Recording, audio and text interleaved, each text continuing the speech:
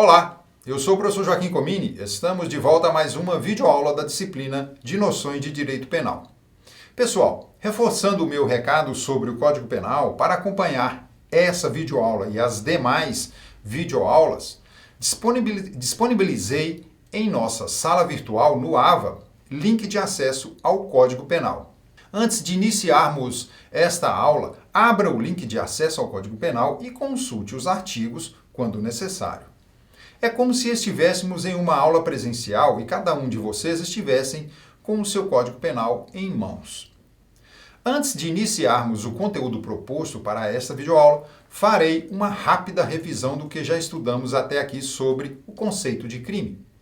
Relembrando o conceito de crime, crime é o fato típico, antijurídico e culpável. Bem, pessoal, até o momento, sobre a teoria tripartite do conceito de crime, estudamos o fato típico e suas subdivisões.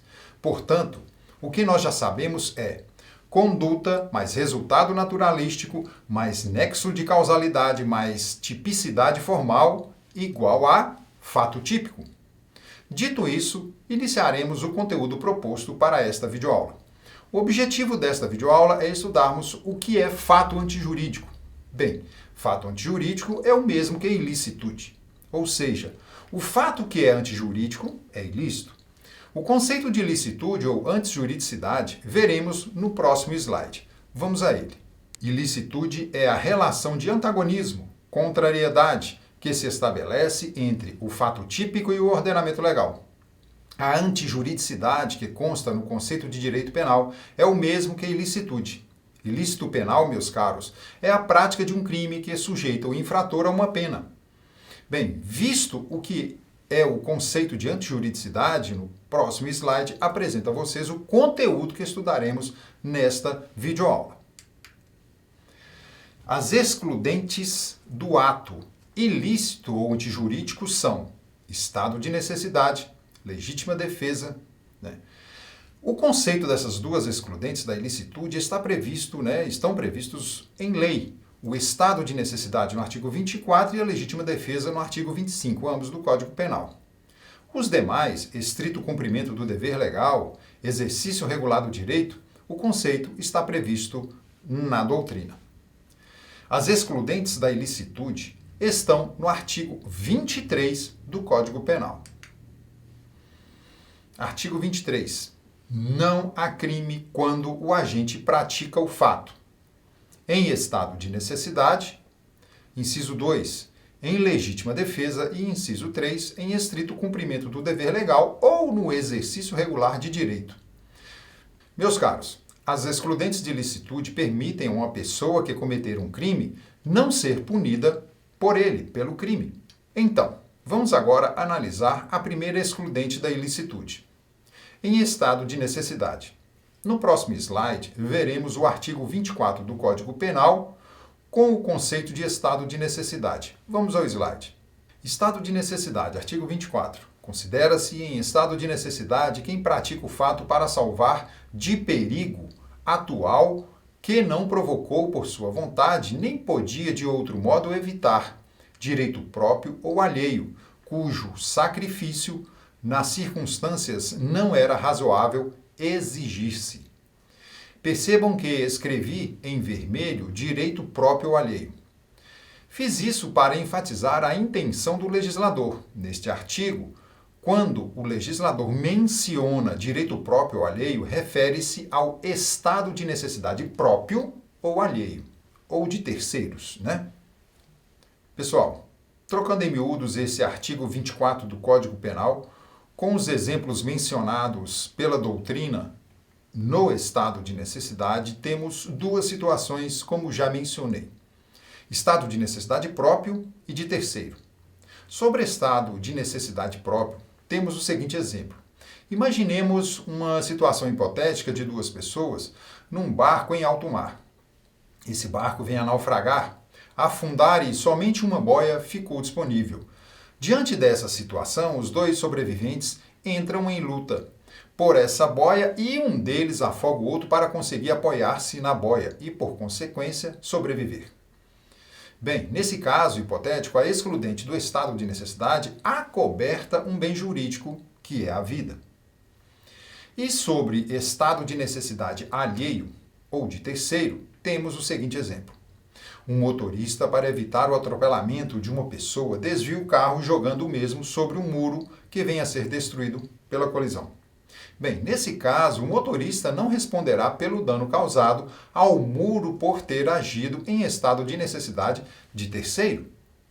Também nesse segundo exemplo, a excludente da ilicitude veio acobertar um bem jurídico, que é o patrimônio. Nesse caso, o patrimônio do motorista.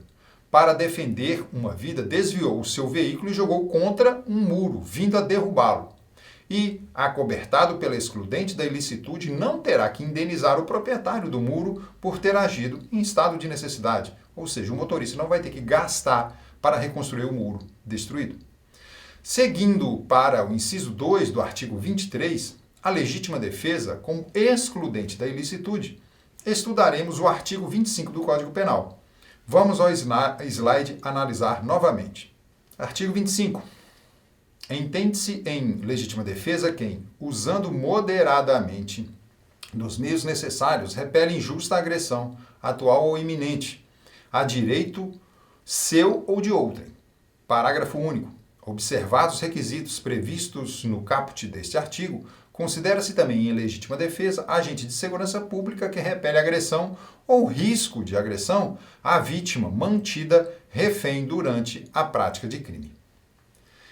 Para que seja considerada a ação como legítima defesa, precisam estar presentes 4 requisitos. São eles: a reação a uma agressão atual ou iminente e injusta, a defesa de um direito próprio ou alheio, a moderação no emprego dos meios necessários, a repulsa e, por fim, o elemento subjetivo. Então, pessoal, sobre legítima defesa, precisamos estudar os seus requisitos, ou seja, para que seja considerada a ação do agente como legítima defesa, os requisitos têm que ser observados. O primeiro requisito da reação a uma agressão atual ou iminente e injusta. Por exemplo, ocorre quando o agredido reage a uma agressão atual ou iminente. O que é iminente? A agressão iminente é aquela que está por vir. E a agressão tem que ser injusta. No segundo requisito, defesa de um direito próprio ou alheio, ocorre quando o agredido se defende ou defende terceiro de uma agressão iminente ou injusta, né? O terceiro requisito, moderação no emprego dos meios necessários à repulsa. Aqui o requisito determina que o agredido, ao reagir em legítima defesa, utilize somente meios necessários à repulsa, ou seja, não reaja com excesso, com abuso de força. Não empregue meios excessivos para se defender. Um exemplo de excesso de meios necessários para repulsa a uma agressão ocorre quando o agredido, que está em posse de uma arma de fogo, venha a atirar no seu agressor, que está com um porrete de madeira nas mãos para agredi-lo. Então, a reação do agredido tem que ter meio termo, moderação em relação à ação do agente agressor. Portanto, o agente agredido não pode ir além do necessário para proteger o bem jurídico agredido, que pode ser sua vida ou de terceiros. Bem, e o último requisito? Elemento subjetivo. Dos 4 requisitos, esse é o mais complexo, o mais complicado para se provar. Mas o que é subjetividade? Subjetividade varia de acordo com o julgamento de cada pessoa. Aqui, cada indivíduo pode interpretar da sua maneira, pois é subjetivo. Desta forma, meus caros, a subjetividade diz respeito ao sentimento de cada pessoa. Concluindo sobre subjetividade, o doutrinador se refere ao fato de o agente agredido ter conhecimento, ciência de que estava agindo em legítima defesa.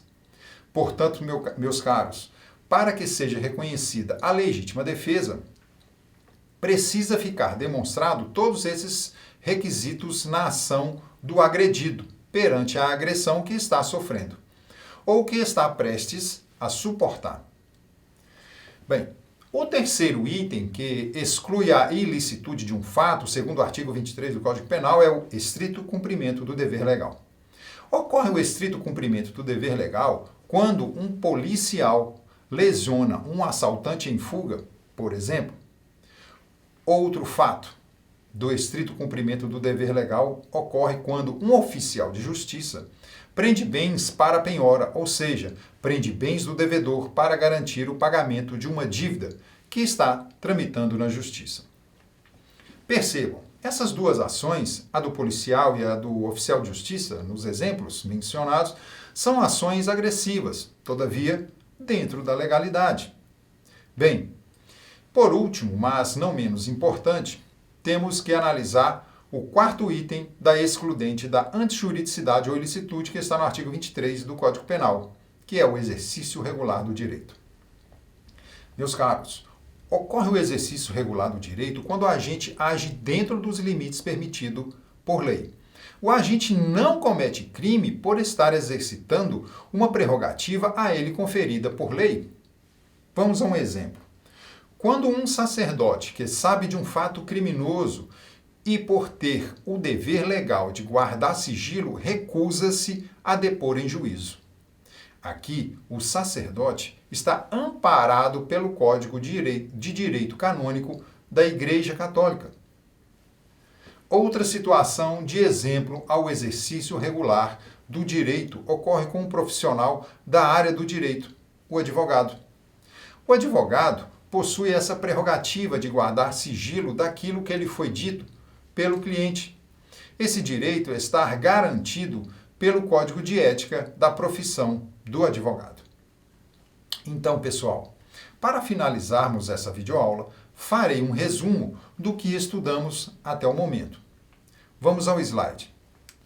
Temos aqui excludentes da ilicitude. Primeiro, estado de necessidade. Ele pode ser próprio ou alheio. Legítima defesa. Nós temos obrigatoriamente que cumprir os requisitos, né? Reação a uma agressão atual ou iminente e injusta. Defesa de direito próprio ou alheio. Moderação nos empregos necessários à repulsa. E o elemento subjetivo. Esses dois últimos, estrito cumprimento do dever legal e o exercício regular do direito, são requisitos que se completam, embora muito parecidos um com o outro. Estrito cumprimento do dever legal, prerrogativa conferida por lei ao agente. E exercício regular do direito é uma prerrogativa conferida por lei ao agente. E aí, pessoal? Então, chegamos ao fim de mais uma videoaula de noções de direito penal. Nela, estudamos o conceito de crime com enfoque no fato antijurídico ou ilícito, que é um dos elementos da teoria tripartite do crime. Na próxima videoaula, continuaremos no estudo do conceito de crime com o tema culpabilidade e suas exceções. É isso. Coloco-me mais uma vez à disposição de todos vocês para esclarecer qualquer dúvida sobre esse assunto. Podem me enviar e-mail ou mensagem em nossa sala virtual. Espero que estejam gostando da nossa disciplina de noções de direito penal. Eu sou o professor Joaquim Comini e aguardo você na próxima videoaula. Um grande abraço.